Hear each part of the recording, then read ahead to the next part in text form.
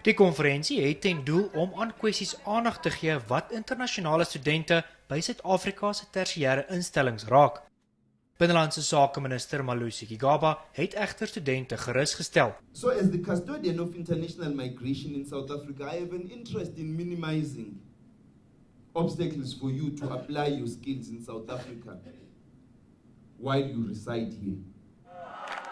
Verskeie van die land se tersiêre instellings is verlede jaar tot stilstand gebring.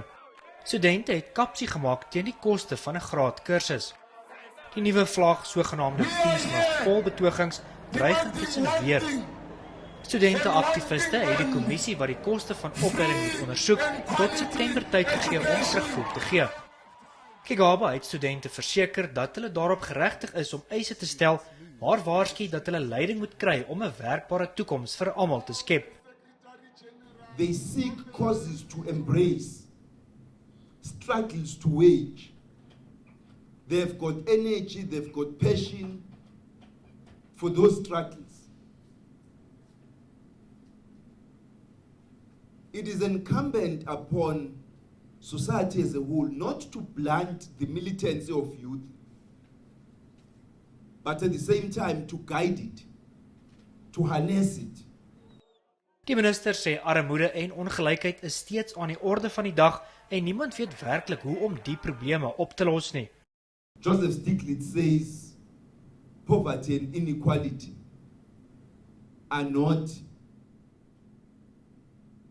inevitable objective conditions. They are very much decided by politicians in political institutions. That the conditions of the 1% of the richest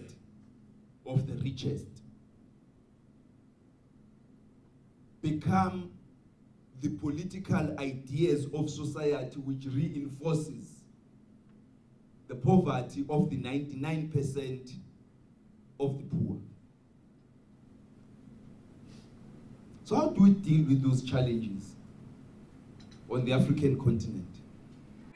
Die eerste groot opname oor internasionale studente in Suid-Afrika is in 2014 afgehandel. Daarin het die studente genoem dat bekostigbare klasgeld 'n groot trekpleister hier is, iets waaroor die land se arm studente ten sterkste verskil.